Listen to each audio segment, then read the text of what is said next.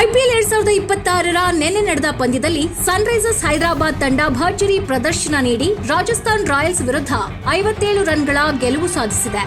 ಮೊದಲು ಬ್ಯಾಟಿಂಗ್ ಮಾಡಿದ ಹೈದರಾಬಾದ್ ತಂಡ 20 ಓವರ್ಗಳಲ್ಲಿ 6 ವಿಕೆಟ್ ನಷ್ಟಕ್ಕೆ 216 ರನ್ ಗಳಿಸಿತು.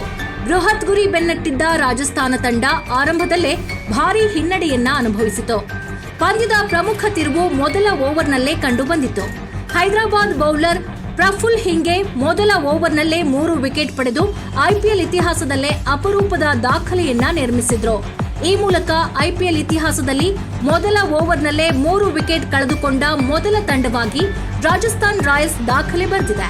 ಮುಂದೆ ಬೌಲರ್ಗಳ ದಾಳಿಯನ್ನ ಎದುರಿಸಲು ವಿಫಲವಾದ ರಾಜಸ್ಥಾನ ತಂಡ 19 ಓವರ್ಗಳಲ್ಲಿ 159 ರನ್ಗಳಿಗೆ ಆಲ್ಔಟ್ ಆಯಿತು.